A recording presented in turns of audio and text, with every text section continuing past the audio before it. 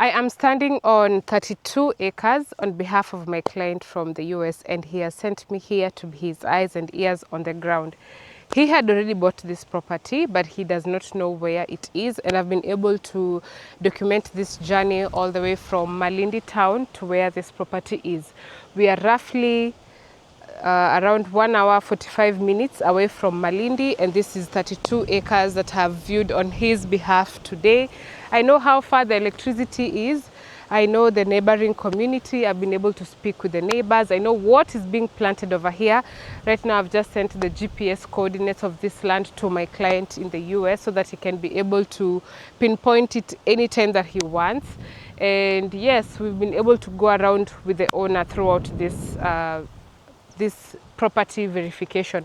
Remember to always filter the risk, because prevention is always cheaper than loss. I'm Anne from SiteConfirm, and we help property buyers verify before they invest. Reach out to us on WhatsApp on the numbers on your screen, and let us get started this video from Malindi CBD to the site. I am in Malindi town right now, and we're about to get to the car and head to the site. So this is where we are at.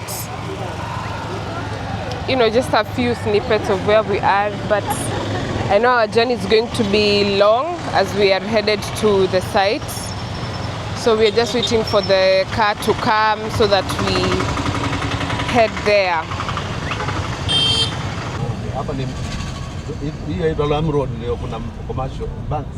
Oh, okay, so we are leaving this is the way to Garissa.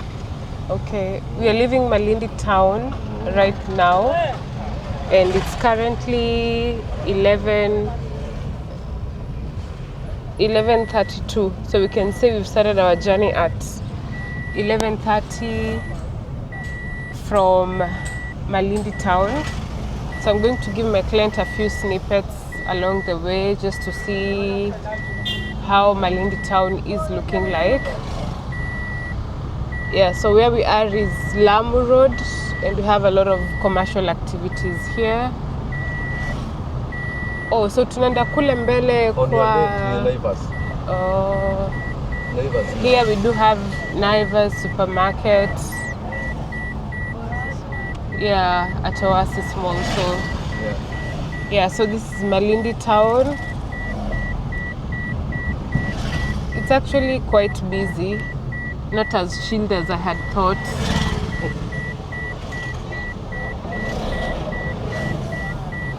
Yeah, so let us head to the site. So right now we are just getting slightly out of Malindi. On your right is casino. Here is a casino. Ni hoteli ama ni casino? Gambling casino. Oh. International casino. Okay. Yeah, so yeah, that's Malindi.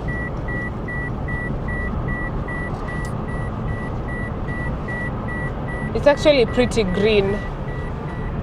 Yeah, so we are just leaving Malindi town we are right heading now. to Lamu Road. Lamu Road. Yeah, so this is Lamu Road. So people have money here because of the casino. I think I've seen another casino as well. Ziko mingi? Casino ni hiyo moja tu. Oh. Hapa zingine hizo upande zote the beach hotels. Okay. It's on your right. Oh, the beach hotels. Okay. Bahari iko hapo chini, iko mbali. Okay. So this is Lamu Road.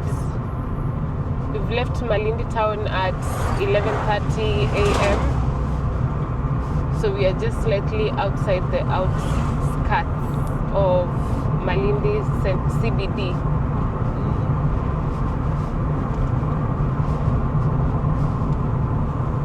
It's cool, it's calm, it's not very hot right now. I'm so glad I even came to Malindi at this time. It's so cool, it's not as hot as it usually is, but I know it's because of also we are still in the month of July. So the temperatures are not as high. So if you're watching this and you want to visit coast, come in July. Yeah. July is not as hot. And you can see the environment, it's clean, it's not littered, it's also green.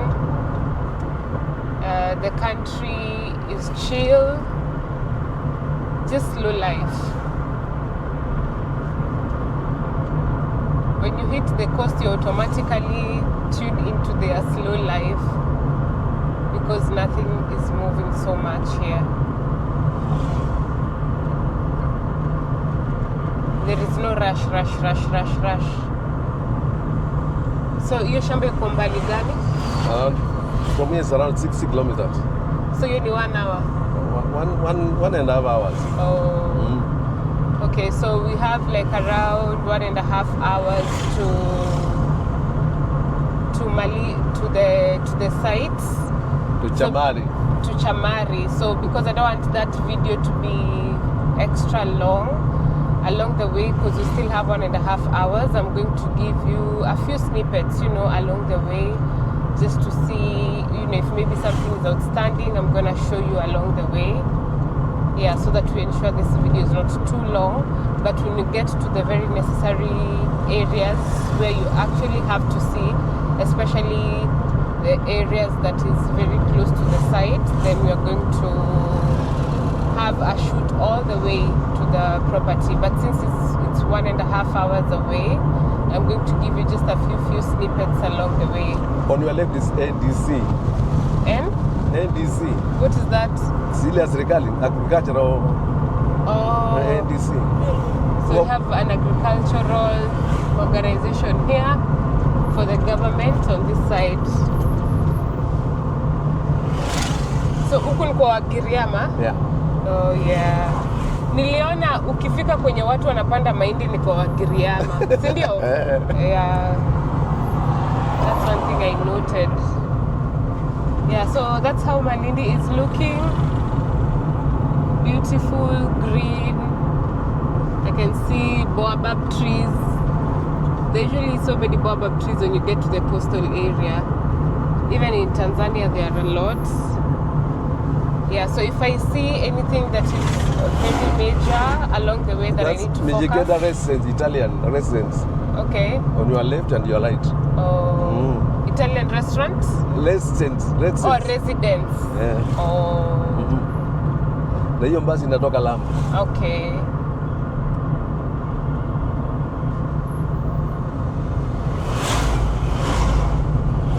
So this is an Italian residence on this side and on this side. It's actually pretty chill and calm.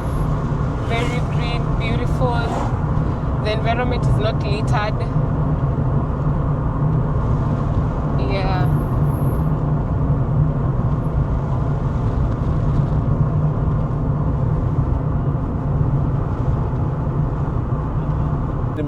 Yeah. Oh. So we've just passed some lorries there, and our driver is telling us that salt comes from Malindi. Malindi. Mahali kunaitwa Ngongoni na Malereni. Okay. Chumbi yote inatoka hiyo road inaenda Rwanda na Burundi. Oh, zinaenda Rwanda na Burundi. Yes. Wow. Okay, so sisi ndio tunawasupply chumvi. Oh. Uganda, Rwanda, Burundi, Zaire, wana chumvi inatoka hapa. Okay. Interesting.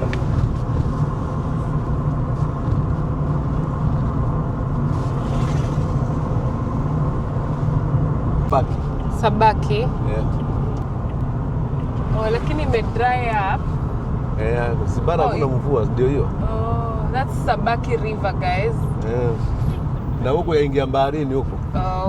Oh, inaipeleka baharini. Bahari ndio hiyo kule mwisho. Okay. Sio umeona bahari?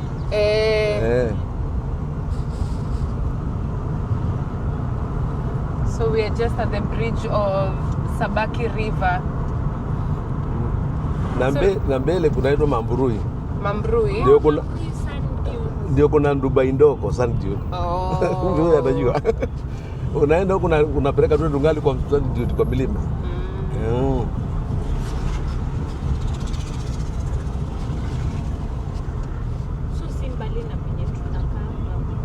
Maburizi sio mbali, siko Malindi, ni sababu ya Malindi. Oh.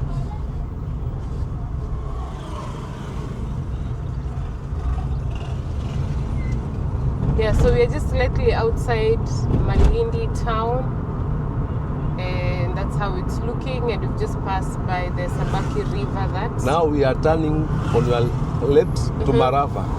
Tuache njia ya kwenda Lamu. Okay. Yeah. Marafa ambayo ni Mangarin constituency. Okay.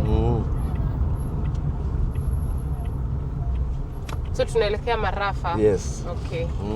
So we've left that highway there and we've turned a corner here. Tumesema tunaenda? Marafa. Marafa. Tukitoka Marafa tunaenda Chamari. Sawa. You can see, you know, our roads are good. The environment is, you know, it's clean. And we do have electricity. So we still have all those amenities. Yeah, so I'll still do just a few snippets along the way so that we don't make the video very long. But of course, the very important information I will have to highlight in the video. So it's been around 20 minutes since we left Malindi town. So where we are is at the Giriama people. If you see like you're approaching maize, just know you're at the Giriama people. So that's how the environment is looking. The roads are good. The air is very clean and fresh. Yeah, a very chill place. So generally, that's how everything is looking. We still have our electricity. Na huku mnatoanga wapi maji? Maji inatoka hapo Sabaki river. So zinakuwa piped kwa manyumba ama? Kwa nyumba. Yule ameweka kwa nyumba, yule hana, nitakuonyesha kule wanauziwa kwa point. Na kule kwenye nani amenunua? Huko unajua wanatoa wapi maji? Maji yako pia. Si ni haya. Ni haya tu? Hata Malindi town na Mombasa North na Kilifi yote yatoka maji inatoka Malindi. Sabaki river. Okay. Wamechimba ball kando. Okay. Mombasa North yote inatoka maji Malindi, Kilifi, Watamu na huko.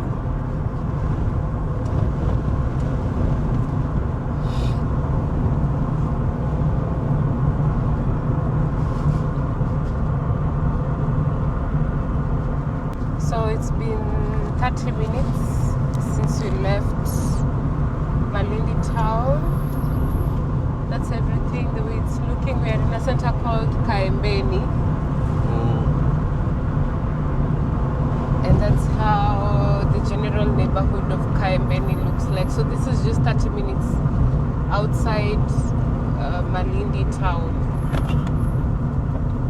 So we yet have another hour to go as we head to the site. But generally it's very clean, calm, it's very fresh, a chill town, not so much going on. Most people are doing maize. We still have electricity, our roads are good. Yeah, so I'll keep on paying attention. If something comes up out of the ordinary, I'll definitely let you know. But that's how generally the area is looking. It might change, the vegetation might change, because where we're headed is like an hour away.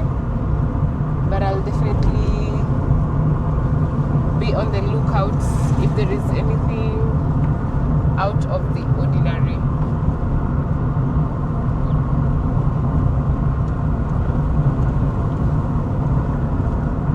Center. So it's been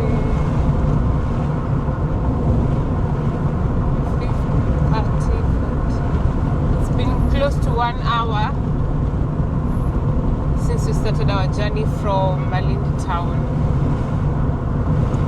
So we are about to head to Marafa town center. Na hii barabara ndio inaenda Ngarana Kularu. Wewe unasikia Galana Kulalu? Ndio hii inaenda huko. Galana Kulalu. Yeah. Kuna irrigation farm huko kubwa. Okay. Na kuna ng'ombe za serikali. Okay. Yeah. So as you have had our driver. Yeah, so that's how everything is looking generally. It is calm.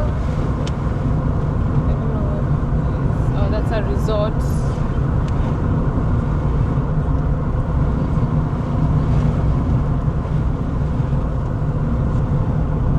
So everything is pretty calm.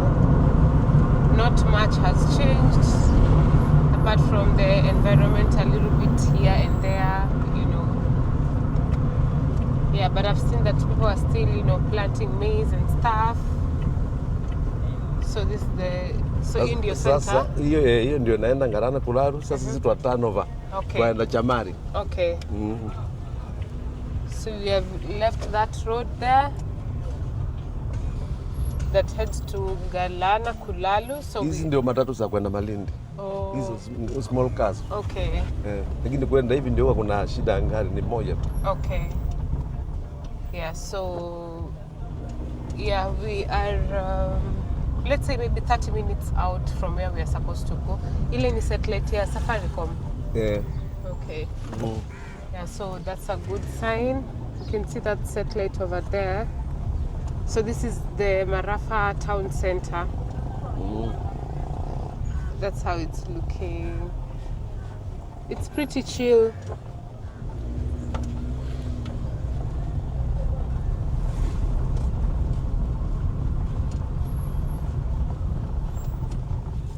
You know, a few shops, businesses,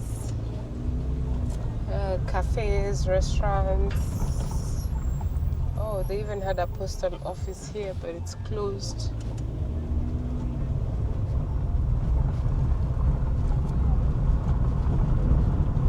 Yeah, so that's the town center of Marafa.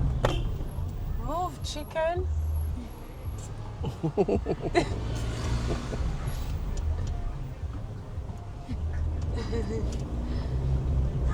Yep. So again, I'll take just a few snippets along the way, and as we are now getting much closer, that is when we'll... Hiyo ni youth center ya Mangarini, ambayo ni Marafa youth center. Kwa DC ni hapo. Ndio. Alafu kuna mahali kuna kuja watalii panaitwa Hell's Kitchen. Hell's Kitchen. Yeah. Oh, ni huku. Wewe unasikia? Naisikianga. Wewe ndio nimeona pale Hell's Kitchen. Ndio hii hapa mbele.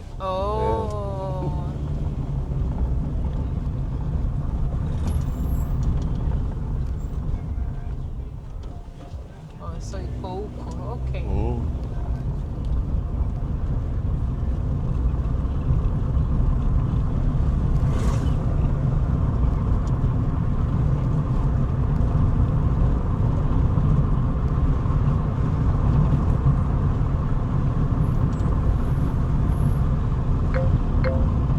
Ndio hiyo. Ukiingia huko ndani. Hapo ndani ndio naenda huko. So here's where you get into as we go to the famous Hell's Chicken. Yeah. But there is Hell's Kitchen. Nimesema chicken. So kutoka hapa barabara ni rough road. Rough road to Jamari. Kwa shamba. Okay, so we've just left off that tarmac at 12:22. And the road is going to be like this, like the driver has told us, all the way to the property. So we'll see how far we've left off the tarmac road. Lakini soon itawekwa lami. Hii itawekwa lami. Itawekwa lami mpaka hapo. Lazima itawekwa lami juu hiyo Hell's Gate, na pia hizi stima naona.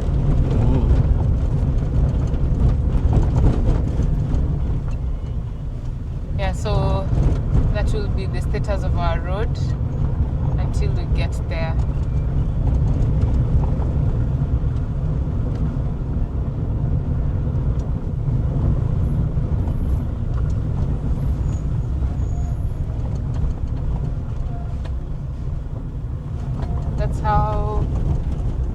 how the vegetation is looking like. The soil, you can tell it's very red.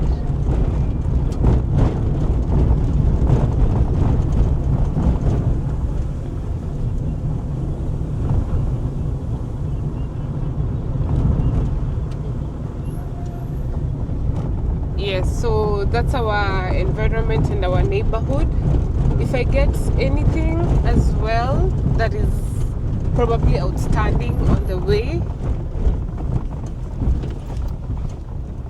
that one will definitely be highlighted in the video.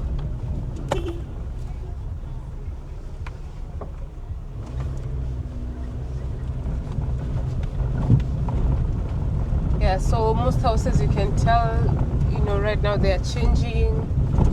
Some of them are mud houses, and then others are stone houses.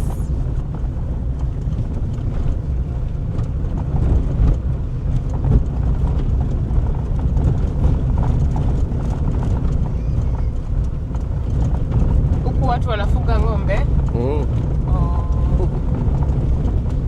So people do cattle rearing here.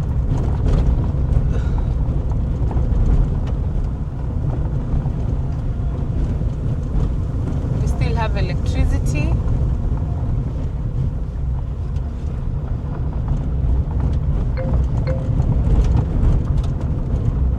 We have the Safaricom satellite booster, so that's a positive thing.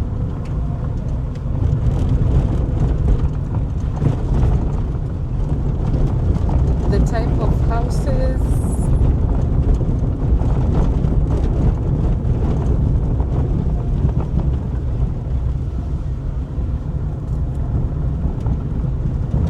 yeah, so that's our environment so far.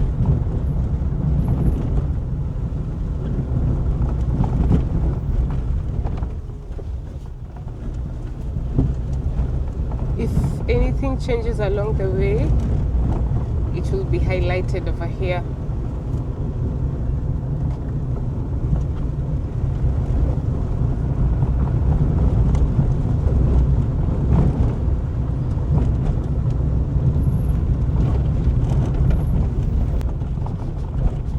Okay, so it looks like the electricity is almost ending. Like you can see fewer and fewer poles of the power lines, but I will note when we will get to see the last electric pole. Hata hii ile kwa juzi ilikuwa hakuna. Oh. I think by end of the year watakuwa wameconnect. Okay.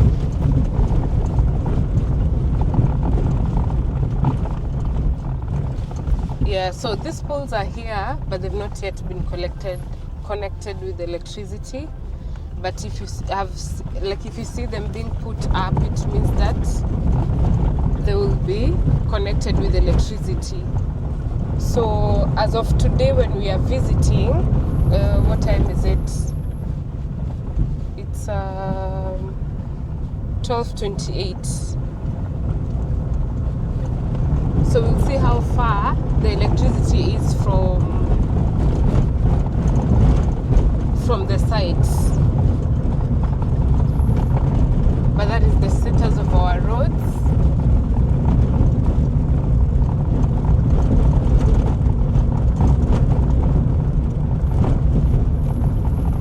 And this is how we are getting to the sites.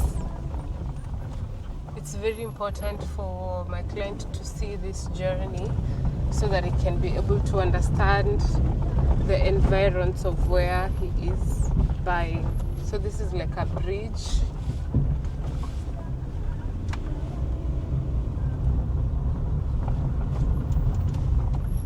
Not it's a bridge.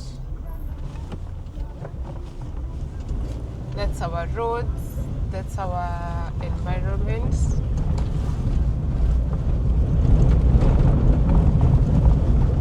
I can see houses are also getting fewer and fewer.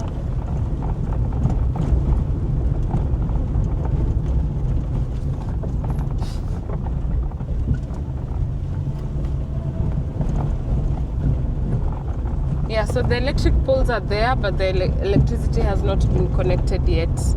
But it's a good sign to have the poles.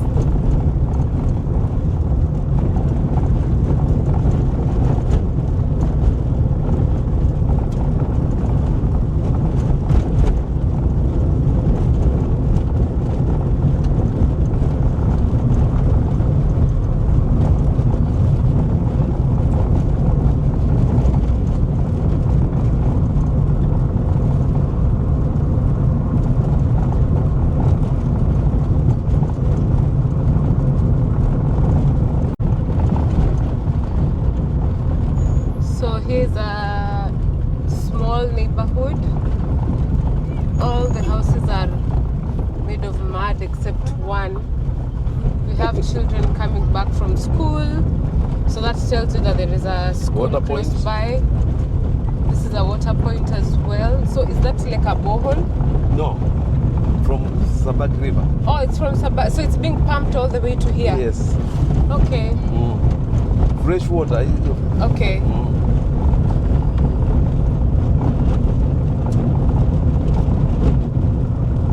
Watoto walikuwa wanatoka hapa primary school. Okay. So this is the school where the children are coming from. It's called Kanyumbani Primary and Junior.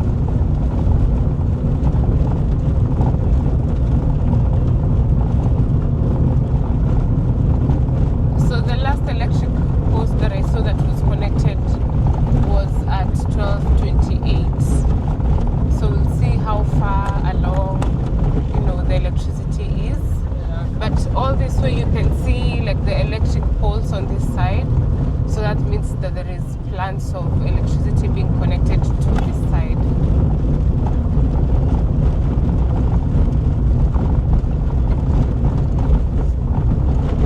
I can tell here the temperatures have gone up high. So is this higher in terms of altitude compared to Malindi? Yeah. Okay.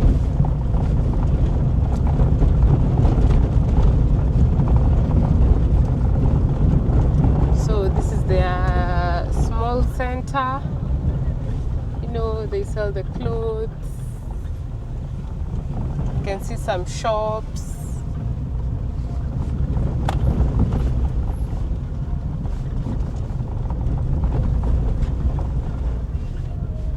That's another water point. And I've also noted so many people carrying charcoal. So charcoal is an economic activity here. Yeah, so this is just a small center. I've seen a chemist as well. Yeah, the children are going back home.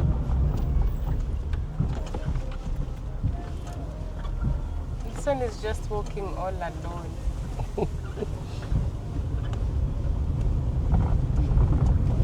I hope she's okay.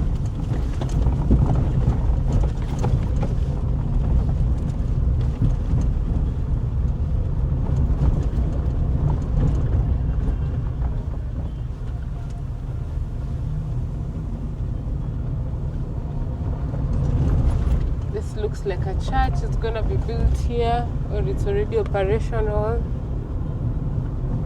Yeah, so far that's how our environment is looking. If you look at the farthest end, it's all just arable land.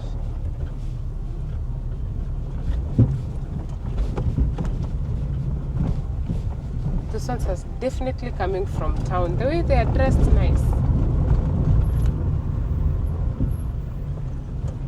Yeah, so it's just arable land. If you look at the very farthest end.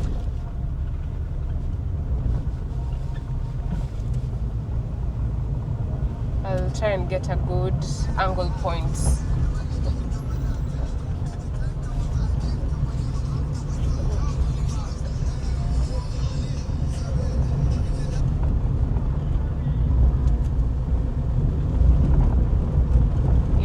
From this angle we get like an elevated angle. If I zoom in, how the area is looking. You just see endless land.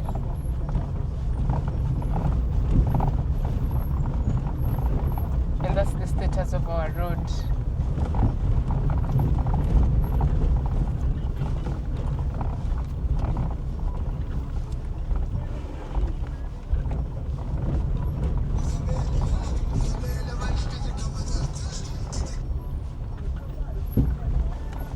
Yeah, so that's how everything is looking. Nice and good.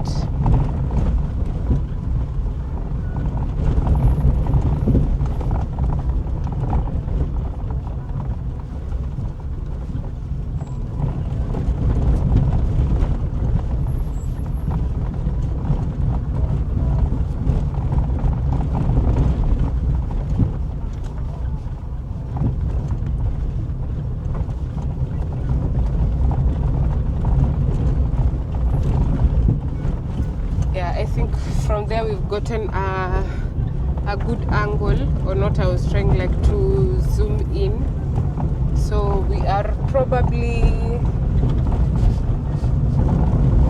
we started our journey at 11:30. Yeah, so we still have actually like 30 minutes before we get to the site.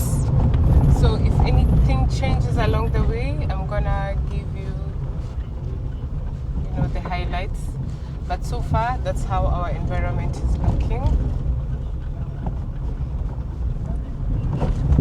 Yeah, and it is all just arable land.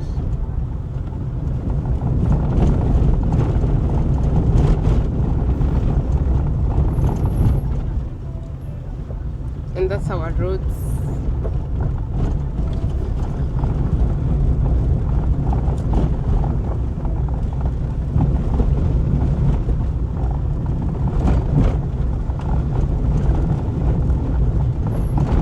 So we are coming across like small centers along the way. We do have people living there, churches, shops, small businesses, etc. I believe there is even a school close by, because you can see the children coming from school. Yeah, so we are coming across centers as we are headed to the site. We still do have the electric poles. As you can see, they're already like starting to connect, but there is still no electricity connectivity yet.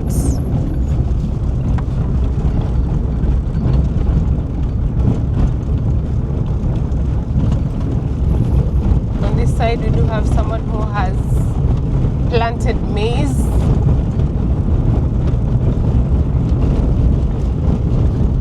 So hapa bado ni kwa Giriama. Oh. On this side too we still have maize. Lakini huko cha Kikuyu na Kamba na Giriama. Hata Wabara ndio wengi. Oh. Wabara ndio Waswahili. Wabara ni Wakamba na wanaitwa watu wa bara. Oh, watu wa bara wenye si Waswahili ndio mnaita Wabara. Ai, na sisi Waswahili ndio tutaita watu wa bara.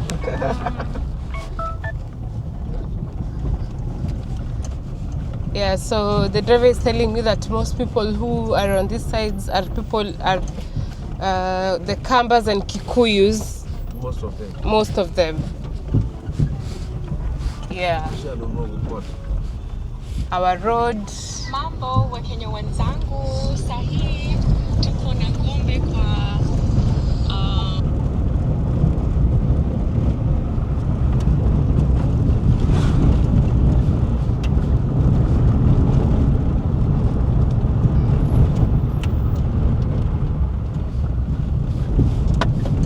Yeah, that's our environment. So I'll continue giving you a few snippets on the way,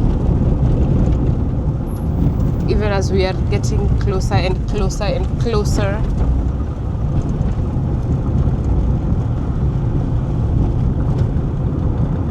From this side, if you look at the very farthest end, I'll try to zoom in. You just see arable land. View guest house. Huh? Guest house. Oh, that's a guest house. This is a guest house here.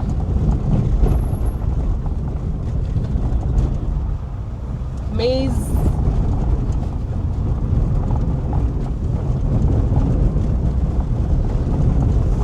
At the front, that's how it's looking.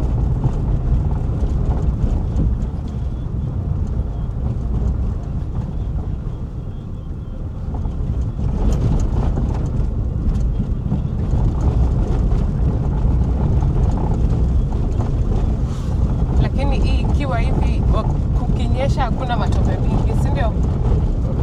Kuna mahali umeona hapa? Kuna matope. Oh. But si Lakini kote. uwe umetengezwa sio nini sahihi, watatengeneza I think so. Oh. Hii barabara itawekwa lami. Ile account. Sababu hiyo hapa tunaenda kunatoka uchumi mwingi wa nanasi. Na wafungaji mbuzi wana mbuzi nyingi sana pale. Hata nilikuwa nimwambia nani anunue mbuzi aweke hiyo shamba yake. Akaniuliza itachukua na nani? Siandike mtu akuchunga. Ama huyo kae huko.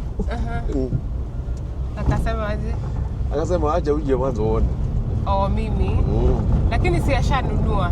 Ashalipa kila kitu meisha. Vitaka mbuzi. Kuna rafiki yangu anaitwa Kariuki. Yuko hapo kwa mbuzi. Na kuna mama mwingine anaitwa Susan anakaa US. Ana mbuzi zake hapa. Ako na mbuzi kama I think they are around 200 to 300. Okay. Ndio Kariuki ndiye alimununulia hizo mbuzi. Lakini naye anaweka hiyo shamba ni ndugu yake. So wanafuga mbuzi huko pia na wanalima mananasi. Na mananasi.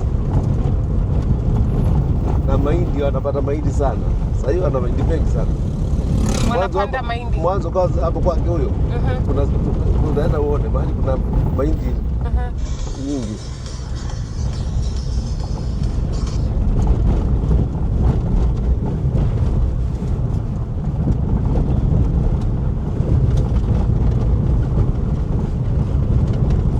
That's another water point.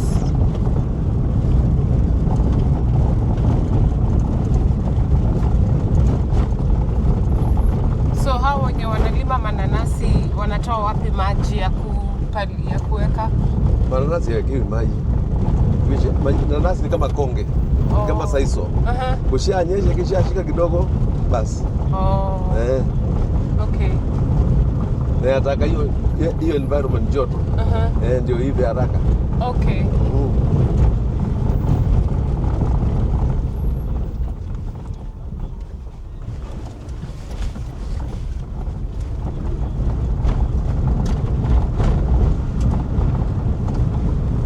So from this side, that's how the land is.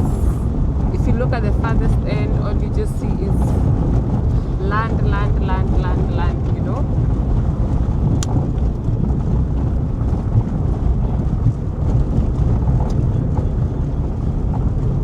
But these bushes are closing up everything. So we are still on our way to the site. We are probably only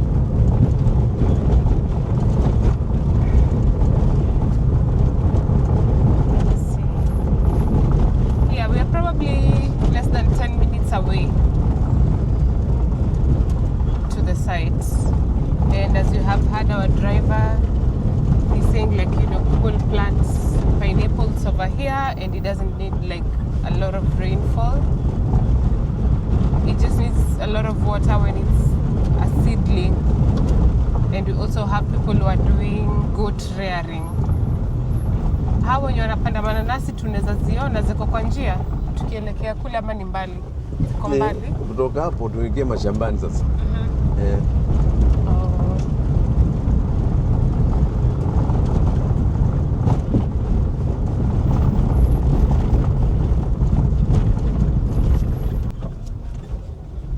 I can see there is another. Oh, hizi ni maji. Ni maji ya ini account. Okay. Maji. Ni account. Government. So lazima ulipe. No, unalipa, si unalipa kwa Mawasco. Mawasco ni account ya Cliff. So iko piped mpaka kwako ama lazima ukujie hapo maji? Now from here unaweza peleka kwako ama uje kununua hapo. Okay. Oh, hivyo ni vizuri basi.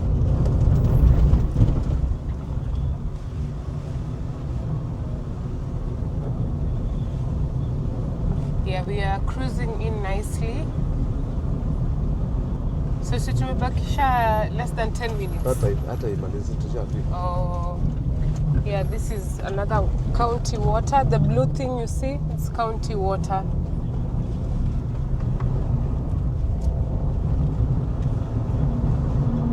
So we are in the village. Across over there, maybe the camera won't be able to capture, but we do have a small neighborhood.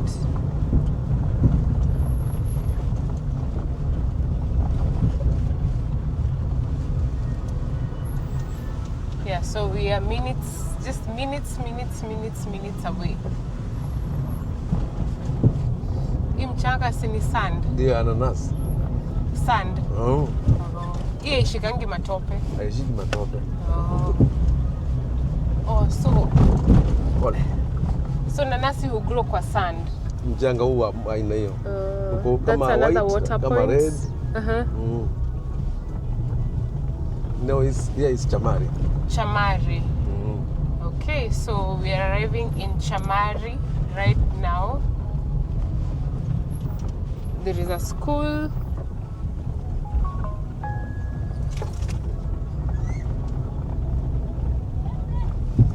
Let me put the camera in front so that we can be able to see both sides at the same time. So we are arriving in Chamari.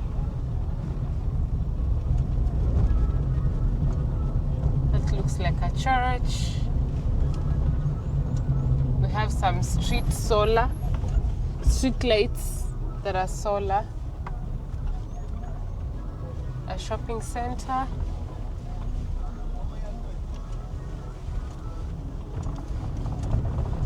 Huko nimeacha kujengo maji. Nileja kwa mti huko. Oh. There is a petrol station over there, a small one. You can see we have a chemist, a cafe.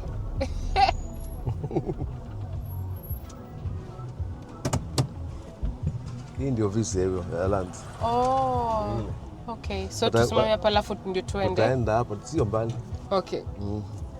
Yeah, so we are going to pass by the shop, pass by the offices where my client had told me like to pass and just say hi, and then I can probably take their contacts. Twende. Yes, so we have arrived at Chamari at 12:58. So let's just say like 1 p.m. Yeah, so it has definitely taken us an hour and 30 minutes, exactly as the driver had told us initially. So let's head to the... Habari yako? Mimi naitwa Ann. Huyu ndiye tunaleta huko. Oh, habari yako? Hawa ni wakina Duncan. Sasa Njoroge. Wenda kugonga. Sasa Njoroge unafanya nini huku coast kote? Huyu ni huku. Twende onyeshe. Mambo ya Nairobi hataki. Alikuwa amenituma akaniambia nikuje niangalie ofisi.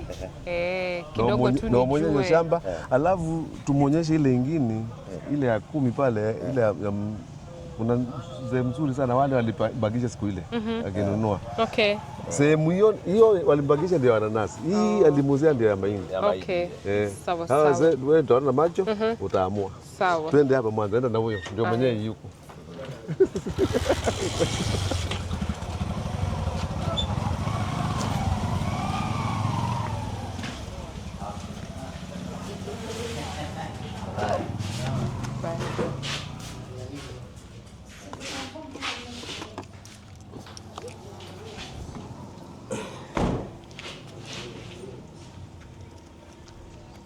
Okay, so we are leaving Chamari Center at 1:15.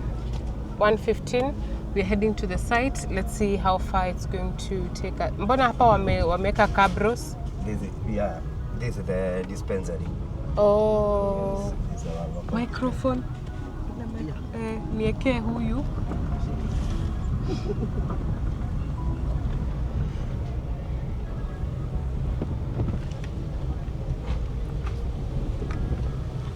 Nikuwekee hii hapa ndio ukiongea usikike. Unamweleza anasikia vile inaenda. As we go. Tumetoka Malindi hiyo. Okay, that's good. Now this is Jamari. So uko watu wanatumia solar? We use solar, but we have the poster here. Yeah. By the end of this year.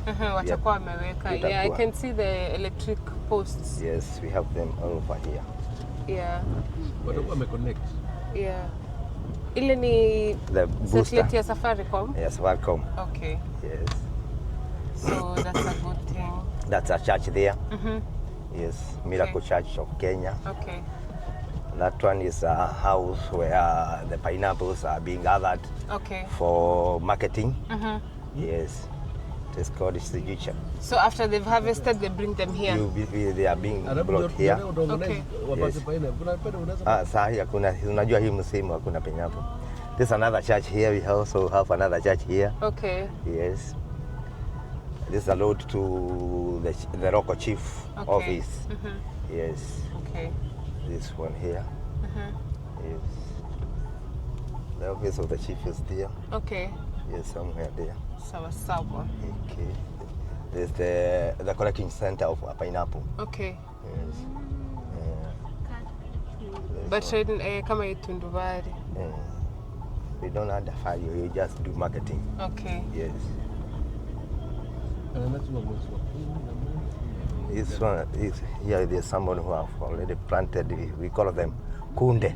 Kunde. Kunde. Okay. Yes, they do well here. Okay. Also the catchulants, they also do well. Yes.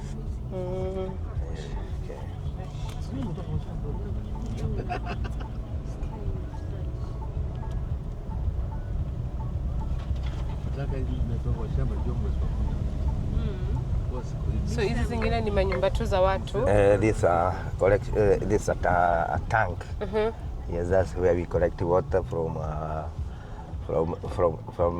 Garana River. Then it is being supplied from here. Okay, so this is where people get their water from? Yes. So you buy? We buy 5 shillings per 20 liters. The water is from the river you have seen there. Okay. Yes. Now this is the booster now. Yes. Okay.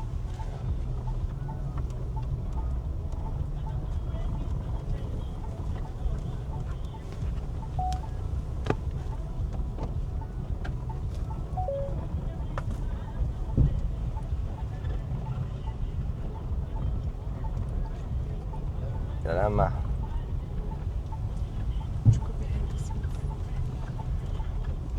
This is a homestead? Yes, this is a cashew nut tree. Okay. Yes. Yeah, I was shocked the first time I saw a cashew nut tree. It grows really big. It's a very big plant. Yeah.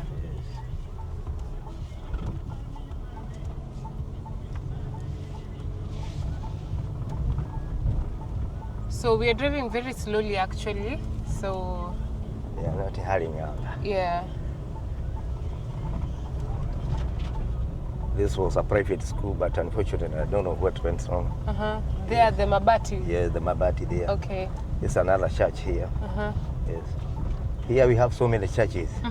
Yes.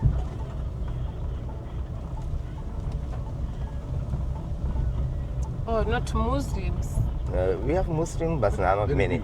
Okay. They are very few. Okay. Yes. Muslims, most of them, they are now from, once you go all the way to Tana River, that's why we have Muslims there. Okay. Yes.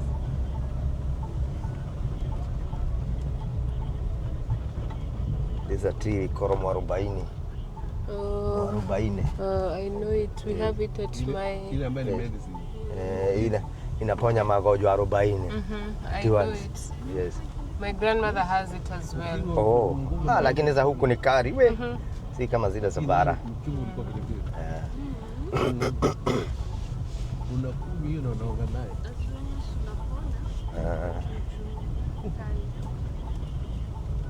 This is someone's homestead? Yes. Okay. It's a friend of mine. Yes. Called Mr. Mukera. Oh. Yes. Kwa Mukera? Huko tuko kwa Mukera huko. Nimesahau na tulikula kuku hapa katuchinjia. Mukera? Lini? Haya. Kabla tujuane na wewe. Tulikuja na kina Susan. I can remember. Na kina Prolin. Anakumbuka. Mukira alikuwa amekuja na mwanamke mwingine wa Kangundo. Mweupe. Ameolewa na Mkikuyu. Ndio niwalete kwake hapa tukakuta ametuchinjia kuku mbili kubwa.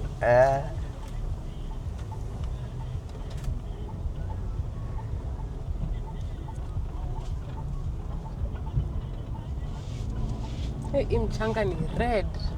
This is red. Hii ni ile nyekundu. But mishaga huku huwa inaenda na yani unaweza kuta hii ni black cotton soil, ukuta ingine ni red. Huwa inaenda hivi.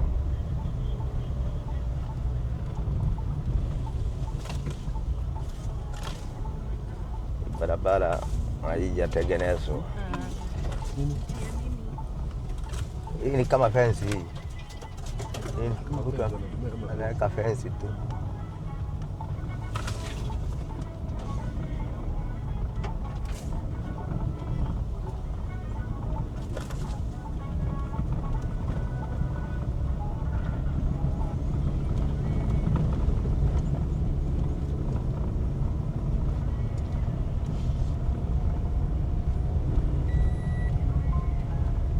Yeah, so I'll speak less and let the camera do the talking.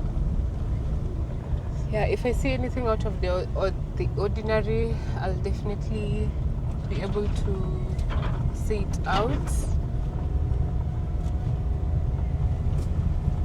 Yeah, there are definitely fewer people on these sides.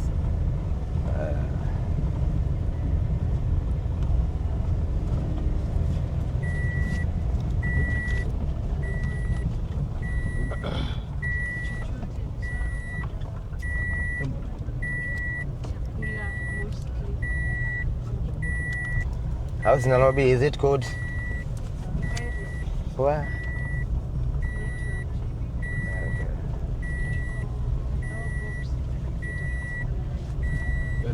We also entered to another farm here. We have a very good farm there inside. And go and see it for pineapple. Okay.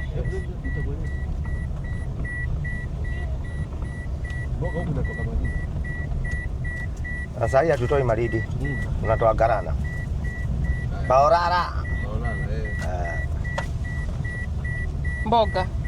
Mboga ni the masukuma wiki, hoho, tomatoes, all.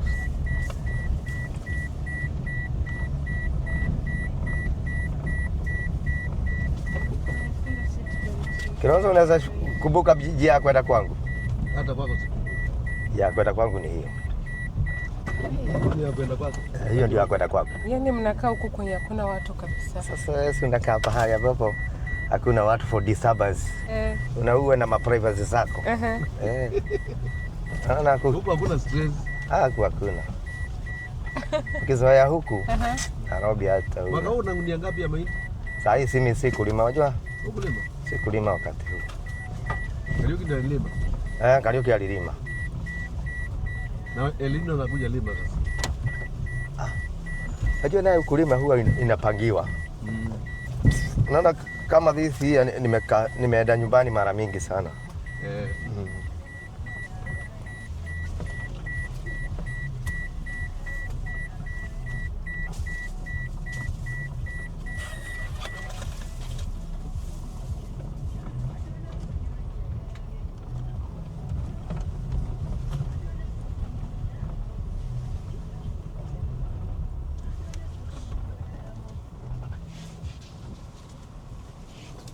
Tumefika?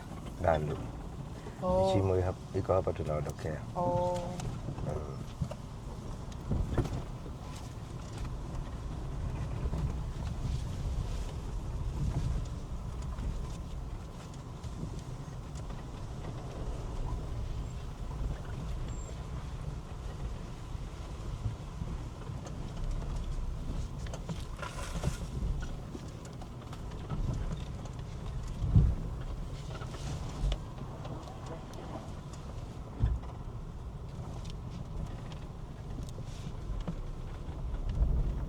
Huku lazima tungekuja tu na gari.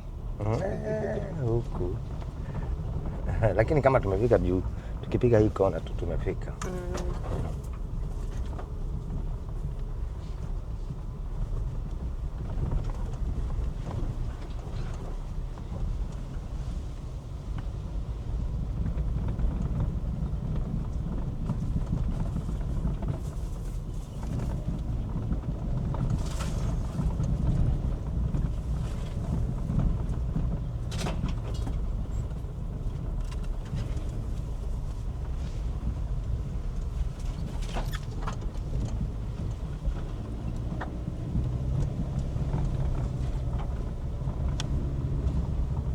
That's the view from this angle.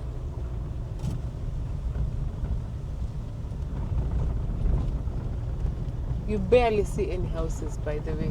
Just one.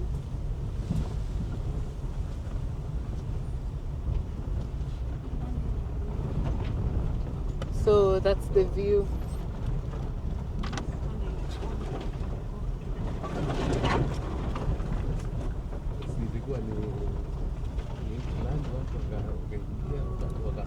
So this is very, very close to where we are headed now. That's how the neighborhood is. You can barely see any houses. There are people.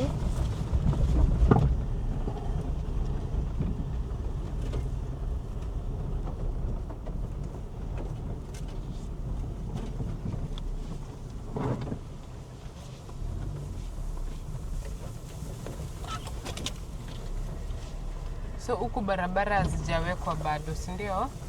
Lakini huku hata inyeshe mvua gani, huwezi ukakwama. Hii mchanga huwezi ukakwama. Ni vile tu kulimalimwa kidogo. Huwa sinalimwa, lakini naye huku naona nini huwa sinakuwa haraka sana. Hii ni kunde. Hii ni kunde. Naona ameweka pia cassava. Cassava iko. Very sweet one.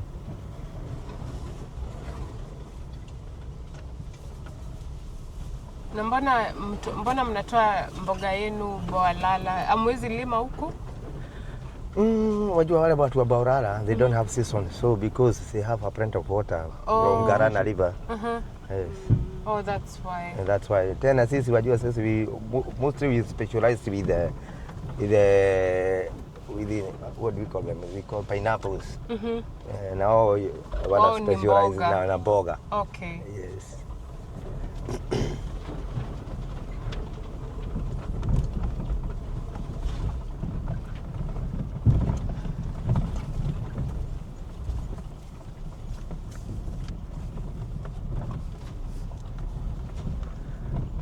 We have already reached the destination. We can park our vehicle here. Hapa? Yes. Salama sana. Umeanza Karen? Anakula yeye mzee. Anakula yeye mzee. Anakula nini? Anakula sisi. Watoto wa mjomba. Mjomba wangu. Hao wamezaa juzi wote.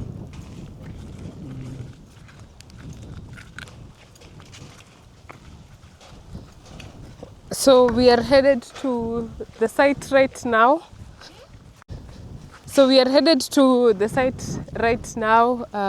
With the people who are going to show us.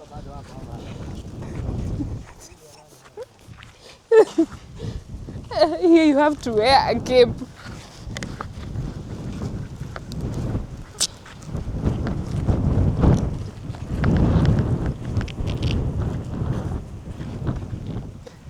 Very, very important.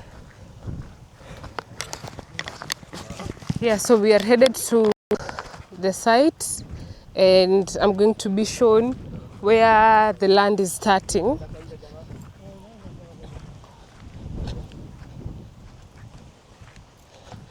By the owner. So I have the owner, agents and the driver as well. I've seen they are rearing some goats over there. As you have heard when we were coming, this place they mostly do pineapple farming and goat rearing. I can also see they have cassava. This soil is sand. It's a sand soil. Karen, karibia uko mbali sana. Karibia uko mbali sana.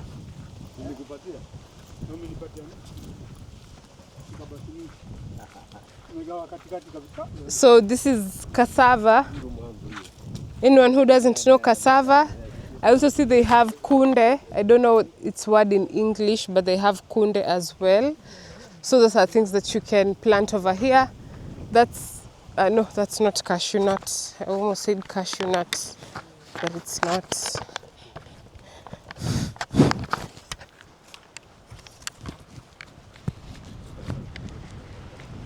Yeah, so we are walking towards the property. We are not yet there. I believe when we reach there, I'll be told, hey, we are here. So if you're watching this, I usually say, like, if you're buying huge pieces of property, like this one is 32 acres, it's good to also like have drone footages on the ground. You can show him the way the general area is looking. Unaanzia wapi? Oh. Kuna ingine wanauza kuanzia hapo. Okay. Sawa sawa. Lakini hii bado haijanunuliwa hii. Ambayo imenunuliwa iko mbele. Okay. So the owner is telling us the land that my client bought is all the way down.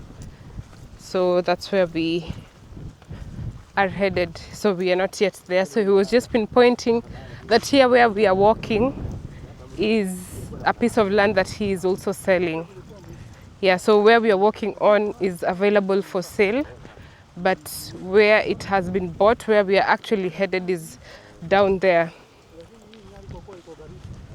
These are, isn't it cashews, sindio? Yeah, so this is cashew nuts, muonyeshe.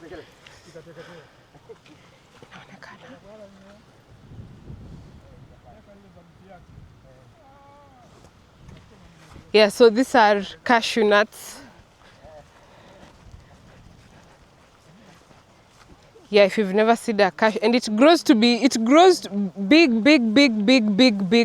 This is a youngling. It grows really huge. When I was growing up, I thought like all the nuts usually grow underground, and then I was like, what? Cashew actually grows above the ground. So inaanzia hapa? Eh? Mpaka hapa? Okay. So we've still not yet gotten to where the land is starting. So we are still walking through on his property though.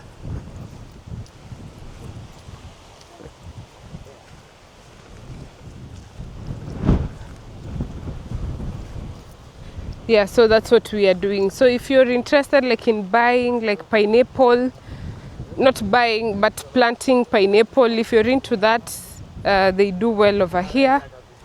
I've been told pineapple and what? Yeah, I think that's the major thing that grows over here.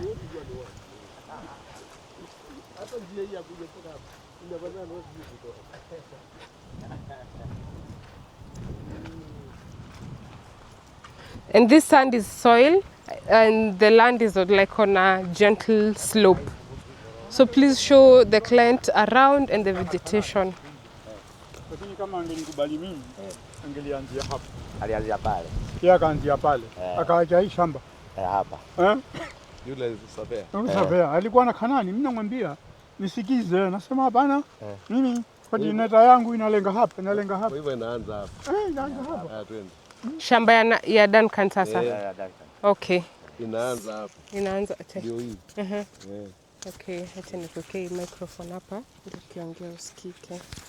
Si Njoro angeongea yeye ndiye anajua kama mzee. Njoro nikuwekee? Sawa. Njoro ndiye anaeleza vizuri. Sawa. So shamba inaanzia Okay, hapa. the land start here inaanza hapa. This is ni beacon ya kwanza. Haya, sasa tunateremka hivi. Tutaenda hivyo mpaka kule chini. Haya, saa hii kule chini ni tutaenda hivi vile map iko. Okay. Sawa. Haya. So the land actually starts here. So tukirudi tutapitia hapa njia. Tunaweza pitia na hii kulingana na vile tutatokea. Sawa. Haya. Mzee tagulia, boma ni yako. Boma ni yangu lakini chororo imezimba. Imezimba, una vijana niliwapea pesa ya kuvieka. Wamesiaka? So where we are walking on your land. So it's beaconed, it's fully beaconed. This is a full beacon, this one. Okay. D3. Okay, wacha nichukue picha. Na picha yako naye nichukulia nikamtumia. Sawa. Ni vizuri uchukue hiyo umefika to the point. Ukiona beacons zingine. So it's fully beaconed. Okay. Yes. It's fully surveyed. Okay.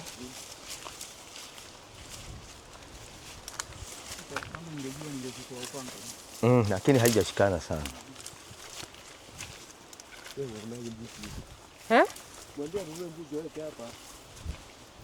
Tutaongea na yeye vizuri.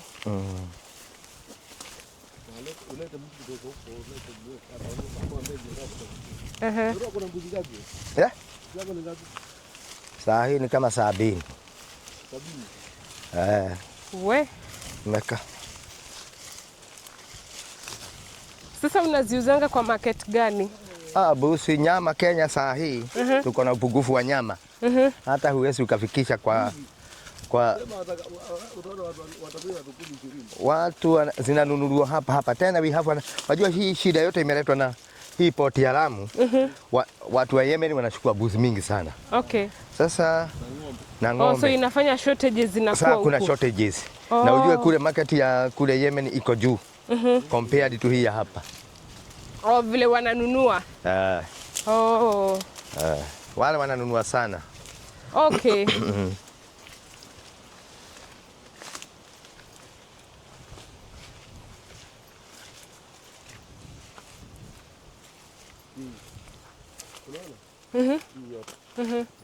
So on this side, on our right, but it's just that you can't see the whole land because it's bushy. Yeah, that's why I usually advocate, like if you're buying like big chunks of land, you know, you also get our drone services. Our drone services start from 16,000 Kenyan shillings. So that if you have such a big piece of land, you see the way we are walking, you can only see what the camera can capture at a go within the frame. But the drone gives you a high angle and it gives you an overview of the whole property, you know, which I think it's important if you're buying like big chunks of land. Yeah, so I can see that the soil is it's sand soil. It is highly vegetated. Hii shamba ni virgin. Hii ni virgin hii. Haijaribu. Yeah. Kule kumelima ni kule chini. So yeah, this is virgin land. You can tell. It's on a gentle slope. I can't say that the terrain is flat. And as you can see, we are walking very carefully because there are many bushes and thickets.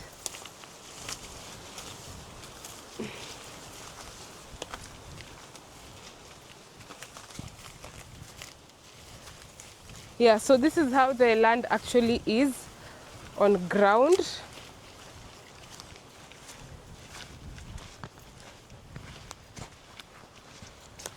Simi bora tu anisikie.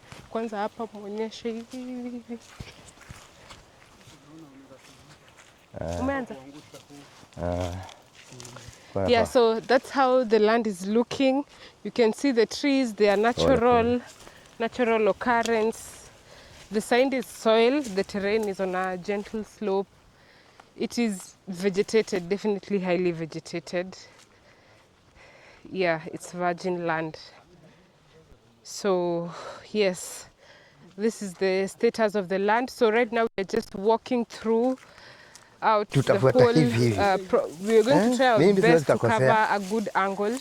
If you can stand from here and look over to this other side, you can just see, you know, it's vegetated. Yeah, we have a few areas that are clear, but most places have the trees, you know, these short shrubs. Yeah. And I'm told that the land has already been fully surveyed. So that's a good thing. So if you're watching, you know, our client had already purchased. It's just that they didn't know where the land is. Yeah. So this is it.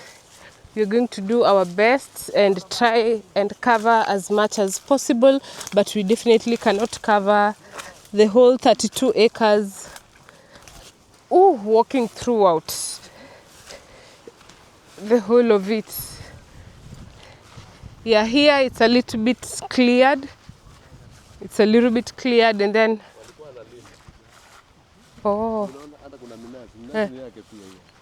walikuwa nalima nini? Mahindi. Hapa ama kule? Pote hapa. Kule ni black soil, pia kama hapa. So hii shamba si virgin? No, hii upande wa msini virgin. Hapa pale kivingine hapa. Okay, so there's a part of the land that's virgin and then there is another one that's not virgin. Yeah. So on this side it's much cleared, as you can see, and I'm being told it's because they were planting maize before. Yeah, that's why. Sijui kama wale wanaongea, unajua kama wanaongea sauti yake inasikika.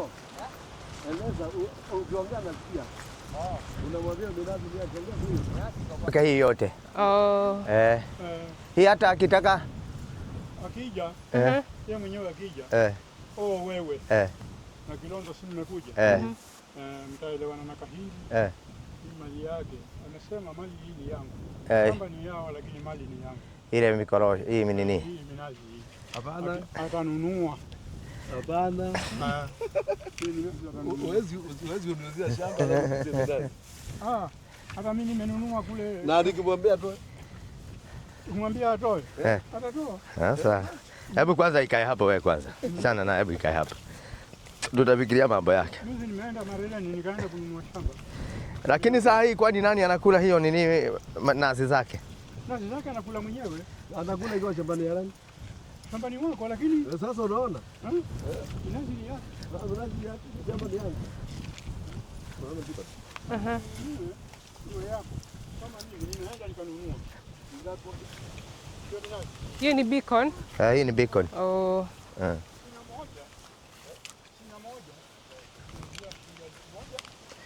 There's a beacon here, but it has not been labeled.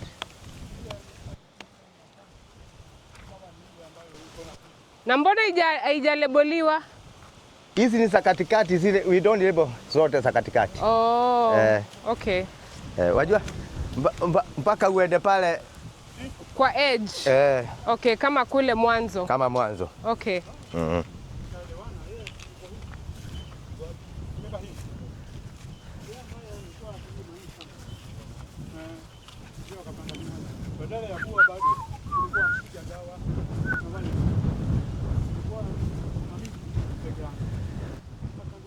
Okay, so this is the land on this side, as you can see. Huu msimu itabidi tuweke tinga hapa. Hii huwa inatoa mahindi. Kutoka pale mpaka hapa gunia 30 inapatikana ama 50. Hii area juu saa hii haina mambo mengi tu, ni kuweka tinga. At least shamba ianze kurudisha pesa yake. Because aongea na Njoro. Unaona mzee kule amelima huu. Kwa huyu mzee ni kule chini, unaona kule? Amepata. So ile mahindi ni ya mzee? Ni ya mzee, ile iko pale pande ya chini. Okay. tunaenda labda kuingia kwa hiyo msitu ndani. Ndani kania.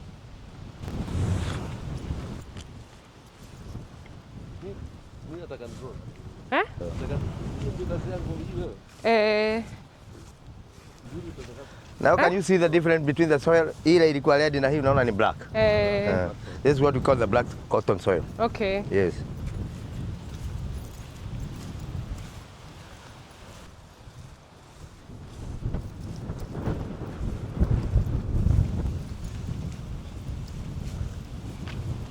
Okay, so we are still working on the land. Mwisho ni becoming.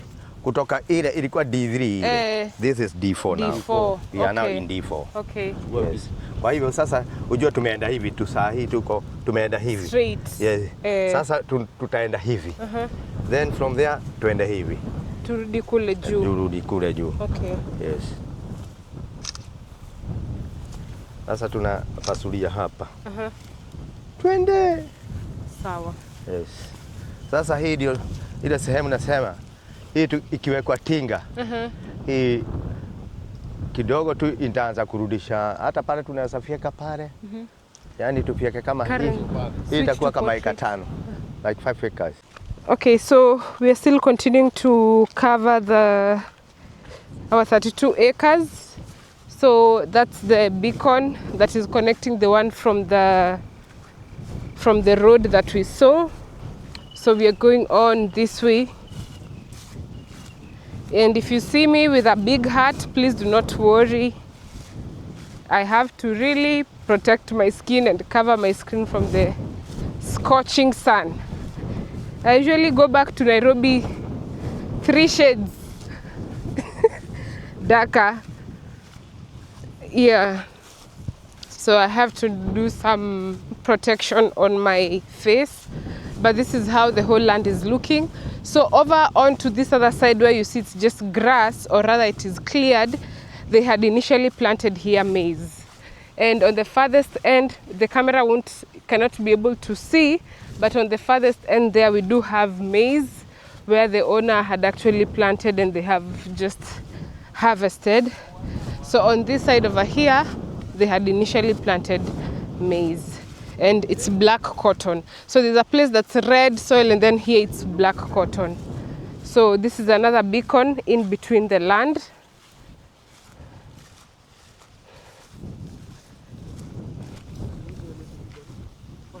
The gentlemen are very patient.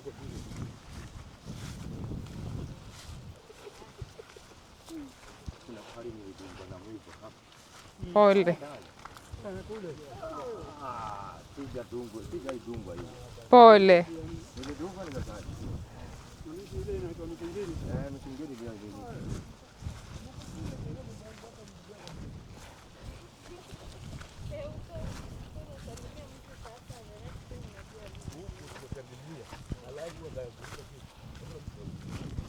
Yeah, so we are walking on the land. So hii shamba ni kama iko rectangle.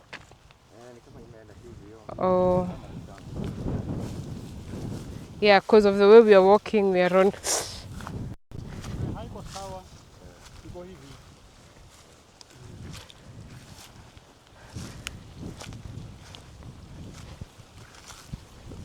If you hear any other person talking on the microphone, it's the agent and he's probably on a phone call.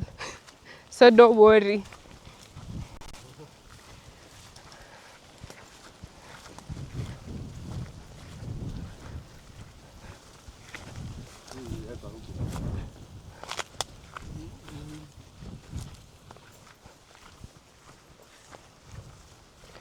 Yeah, so there are some places that have these shrubs. You can tell it's thorny, so you have to be very careful when you're walking on these sides. Here. The real black soil. Yeah, so here we have like the black soil.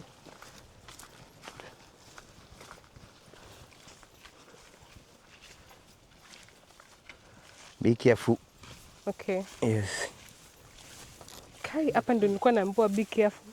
Na mimi nasema yes. Na sioni. Mimi nimevaa kofia. Also, you just look where you are stepping because we have very sharp zones here.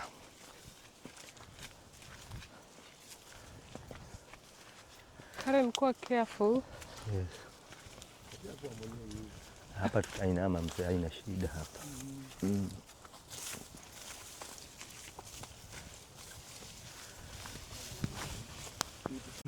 Lakini unajua hata saa hii ngoja tu title zikitoka.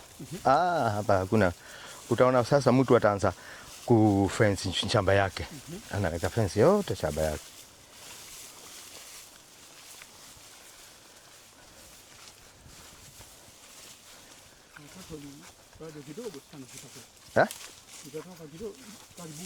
Hiyo itatoka tu. Ukiona saa hii kila kitu wanamalizia.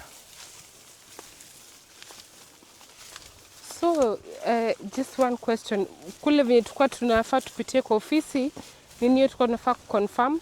We just confirm. Wajua tulikuwa tunataka muone iko kwa system. Okay. Lakini sasa yule mwenye wanaona vile imefunikwa. Nobody can touch that unless that officer. And now he is in Kilifi. Bado hii ya mambo hii ya mashamba. Lakini mimi nilipiga. Atarudi on time kweli?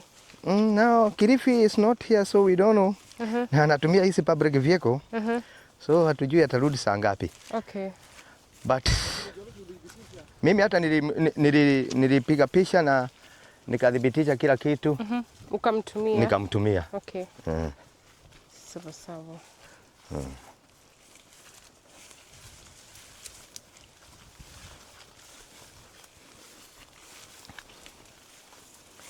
So guys, we are still working on the land. Hapa kuna ekaragu 6 sijui ilienda vipi, tulikuwa tumezitoa kule ng'ambo ile wakati ule tulikuwa tunapima ile shamba.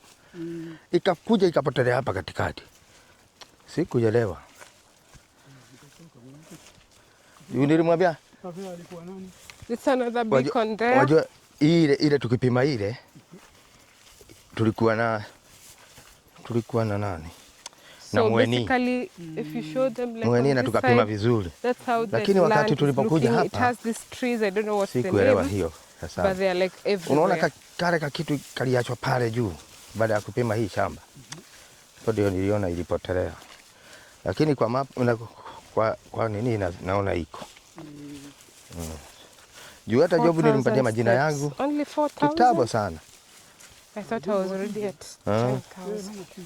Yenyewe hana shida. Tuko mapu. Unatoa ekari zako ni ngapi? Ekari fulani. Unatoa nje tayari. Ekari zako ni ngapi? Ekari fulani. Unatoa nje. Maana yote iko kwa mapu yote. Kai. Bwana isiyo. Chunga hizo. Hana shida hiyo. Yule. Hata juzi amesema nitakuja tena huko. Mimi niko tu huku na slave badala ya kuangalia kwenye natembea. Serikali imelipa pesa. Mimi sikujua zilikuwa eka 6 sangu na tulikuwa tumezitoa kutoka, unakumbuka tukipima ile shamba kitabu sana. Zikaja na zikawa pande hii. Sasa D1. This is D1. Oh, so tunaenda hivi straight. Sasa tunaenda hivi. Kutoka kule tumetoka mpaka hapa. Sasa ni kupanda. Tukifika kule kuna pahali itaenda hivi.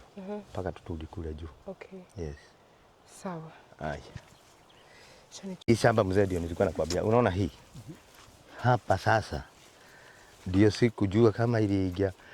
Tulikuwa tumetoa ile ingine yangu. Karen ujaanza. Kutoka kule. Haya, tulipofika hapa. Now here if you don't have village skills, you have to. This is where it's called survival for the fittest. Pole. Kwa kiatu? Oh, ndani ya kiatu. Guy, sorry. Ni raba chini. Katix. Hebu pita huko.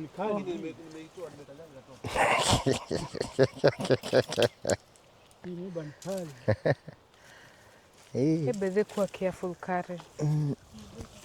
Nasikia nimekuambia ule wakati mwingine nilidugwa. Nikakaa chini. By the huku. Hebu mtu angalie chini. Nyenye ambao ni wageni ni muangalie pale unakanyanga. Sisi tu huwa tunakanyanga nusu. Tukisikia hakuna kitu ndio tunawekelea mguu. Tukisikia kuna kitu unakanyaga pole. Unarusha mguu juu.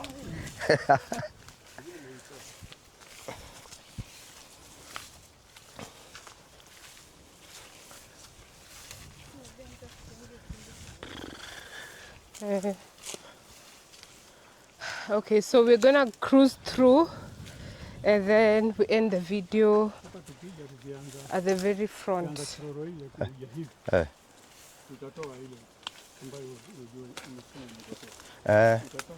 So that's how the land is looking. Tutaipata. Juu hapa wewe uko na eka gapi hapa? Hii.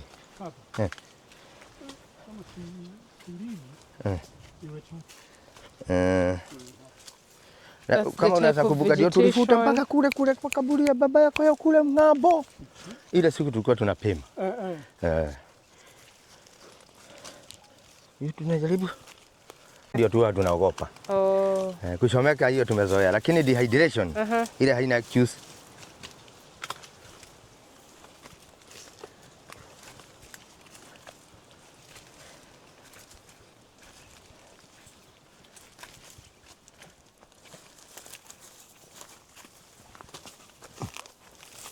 Right now there'll be a little bit less of talking because we are concentrating looking on the ground so that we don't step on thorns.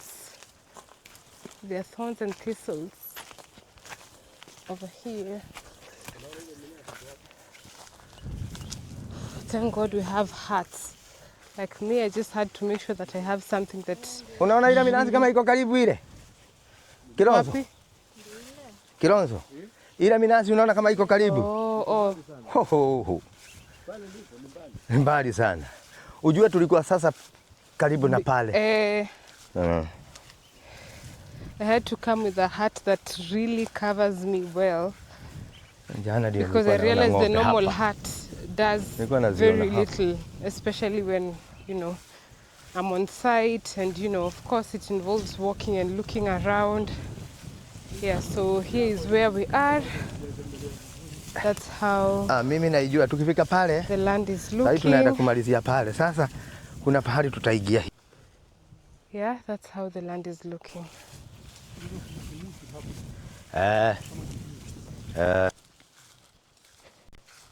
Yeah, but we are cruising nicely. Huku ikinyesha wewe hata mchere unaweza panda. Hata yes. So I'm here to be the eyes and ears of my client from the US to show him the land as is. Unaona ile mti yule pale? You know, in different angles. If we had a drone, we would have had an elevated angle of the whole property, you know. Yeah, but that, yes, I usually recommend, but if a client declines, you know, we'll still come to the ground and do the very best as we usually do. Yeah, I'll try and not be left behind, because here you can also get lost very easily. It's like a forest.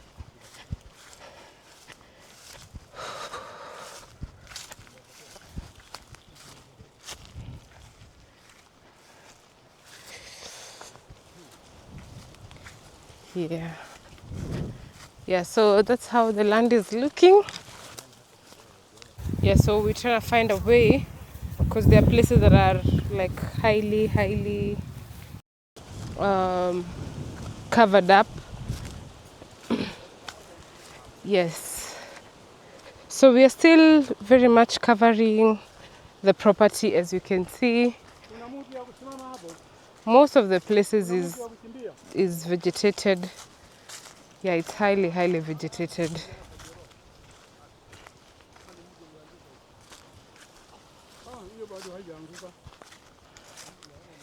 Yeah, so I think I will continue when we are at the back at the road again, so that this video is not too long again, but I'm sure, you know, it has given my client a good idea, a very clear picture of, you know, the journey to the property and how it looks.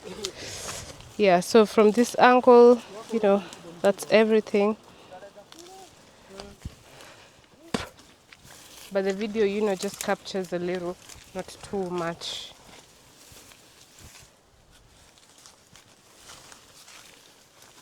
Where? Yeah. Okay, so there are some places that are cleared. You know, other places are not cleared. But a huge percentage of the land is vegetated. Yeah. This is the D2. So we are here at D2. Okay, that's good. This is the D2. Yeah, so this is the second beacon. Good. So we have walked. So at the front part of the land, this is how. So uku hapa hii ni shamba ingine. This is another land. Oh. Okay, so this side it's another land, and then on this other side, this is where the land is. So we have been able to walk through it. We've been able to walk through it. You know, we showed you the D2 that was right over there. And that's how generally the whole land is looking. It's on a gentle slope. There are places that is sand soil. There are other places that is black cotton. There's some places that are highly vegetated. And there are some areas that are not as highly vegetated. Yeah. So at the front part of the land, this is how it's actually looking like.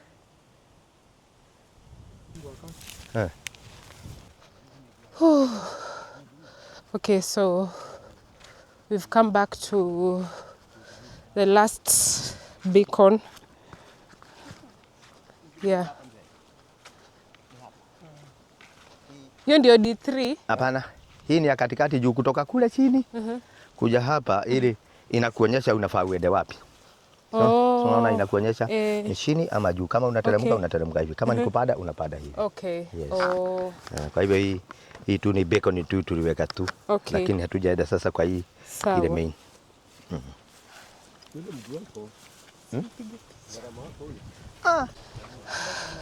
Okay, so as you can see, the soil, it has changed to sand soil again. Hii ni ya katikati bado. Oh. Sini hii mzee ndio imeshikanisha hii ya kwanza. Basi ni hapa. Iko mbele. Tulipanda hapa ama iko hapa? Iko mbele, iko mbele hii. Kule mbele. Hapa ama hapa? Tupita hapa. Tuingie pale. Nyinyi piteni hivyo, mimi nitapita hapa. Sawa. Niende nikiona vizuri ni kesho yake ni. So yeah, we are still walking on the land. Yeah, we are almost done. Yes.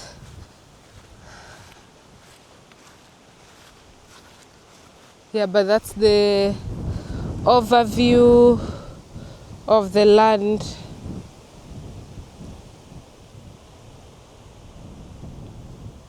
So we have just been dropped off somewhere. We need to look at pineapples, and here they are.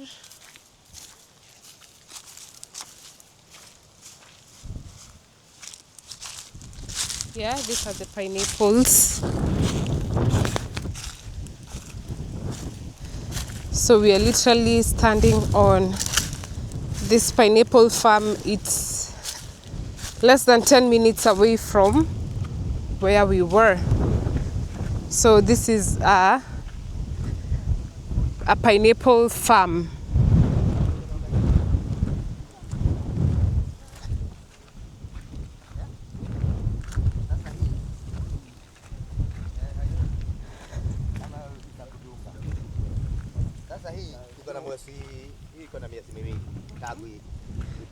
Oh. So hii nini wanapeleka wapi? Inakuja kuchukuliwa hapa. Inachukuliwa hapa ama inaenda kuna station Market iko wapi? Nje. Oh, soko iko hapa. Si nilikuonyesha ile ina siji pineapple collection center. Sasa pale ndipo zinapelekwa. Haya from there unaweza chukua upeleke sokoni mwenyewe. It depends with how you want. Okay. Ndio uone ile kubwa kidogo. Unaona mchanga tulikuwa nakwambia? Sand. So so we can confirm that the pineapples actually they do very well on sand soil. I didn't know. Aki walitudanganya primary. Unajua hadi clay soil unaweza panda mahindi. Clay ni mahindi kule chini. Tunasikia clay ni mahindi.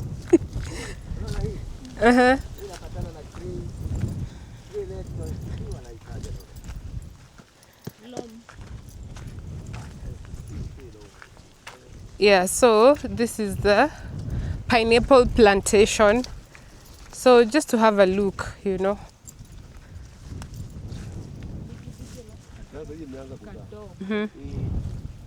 Hii imefunwa. Hii ilikuwa inazaa this season.